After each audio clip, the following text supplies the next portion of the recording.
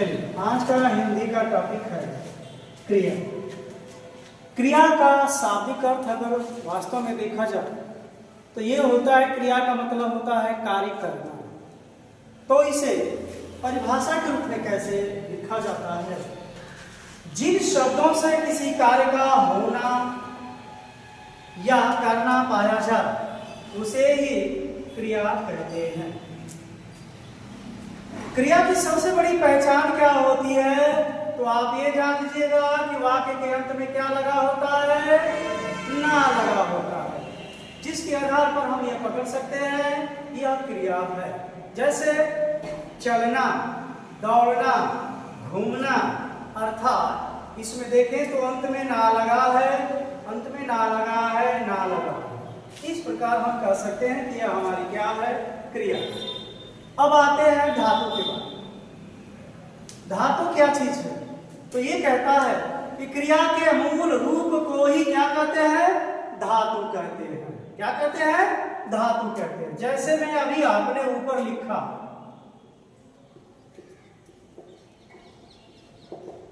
चलना, चलना में अगर ये हम देखें तो ना हमारी क्या चीज है? क्रिया है। और चल ये हमारी क्या है? मूलतः धातु है।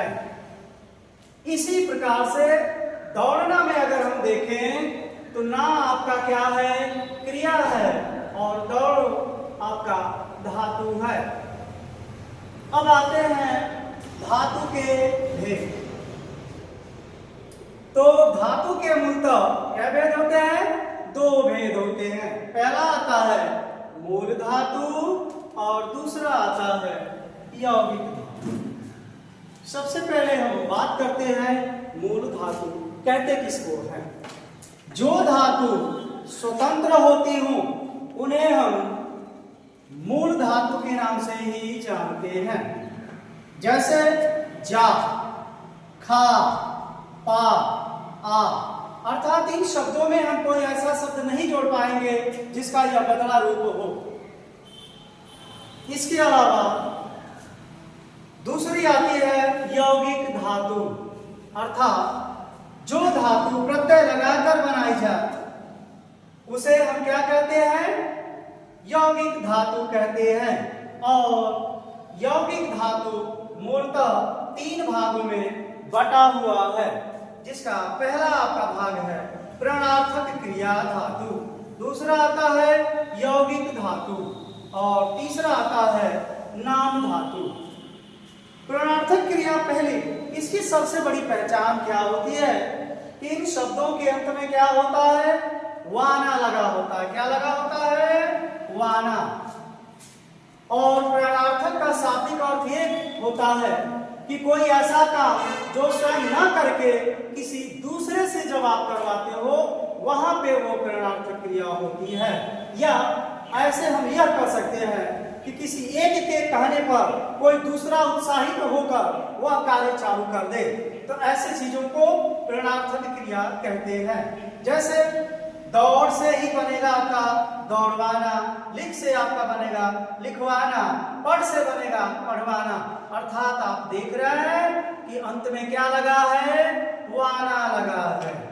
इस प्रकार से हम कहीं भी अगर प्रणार्थक क्रिया होगी तो उसकी सबसे बड़ी पहचान उसके अंत में वाना शब्द लगा होगा। अब आते हैं यौगिक धातु। यौगिक का अर्थ होता ही है दो, अर्थात जिसमें दो धातुएं हो, उन दो धातुओं से मिलकर जो बनता है उसे ही हम यौगिक धातु कहते हैं। जैसे एक हमारा रोना धातु हो गया तो दूसरी धोना हो गया, अर्थात एक दूसरे से हाइफन के द्वारा जुड़े रहते हैं अक्सर ये।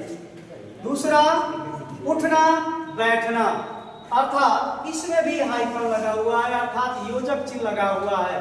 तो सबसे बड़ी इसकी पहचान योजक चिन्हों के द्वारा ये एक दूसरे से जुड़े रहते हैं। किससे जुड़े रहते हैं? योजक चिन्हों के द्वारा।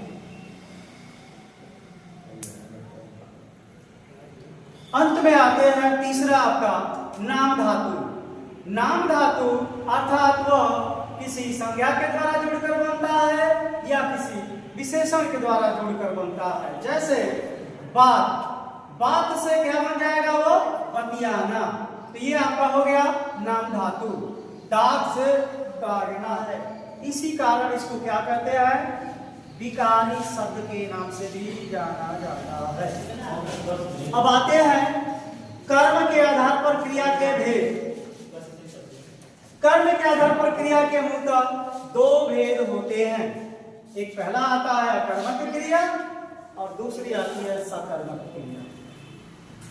अकर्मक क्रिया में अगर अ को देखा जाए तो उसका अर्थ यह निकलता है नहीं, और कर्म का अर्थ होता है कर्म और क्रिया का अर्थ क्रिया। अर्थात जिस वाक्य में क्रिया हो लेकिन उसका कर्म न हो, वही हमारी अकर्मक क्रिया होती है। जैसे राम खाता है, तो हमें ये समझ में आ रहा है कि खाना तो आपकी क्रिया हो गई, लेकिन क्या खाता है यह नहीं मालूम है, अर्थात उसमें छिपा हुआ है। अगला बात आता है दूसरा सकर्मक क्रिया। स का अर्थ होता है साथ, कर्म का अर्थ होता है कर्म, और आगे है क्रिया का अर्थ होता है क्रिया। अर्थात जिस वाक्य में क्रिया के साथ कर्म भी होता है वही हमारा सकर्मक क्रिया होती है। जैसे राम फल खाता है, अर्थात खाना हमारी या खाता है क्रिया हो गया, लेकिन यह क्या खाता है, तो जवाब हमें मिलता है कि फल खाता है, अर्थात उसका यही क्या है, कर्म है। ठीक, अगला उदाहरण है मोहन पढ़ता है। पढ़ना तो क्रिया है, कन्फर्म हुआ, लेकिन अगला हम ये देखें कि क्या इसका कर्म है, तो सभी लोग जानते हैं कि पढ़ने का कार्य कहीं न कहीं किसी किताब पर ही करते हैं जो कि उस वाक्य में छिपा हुआ है, अतः यह सकर्मक ही होगा।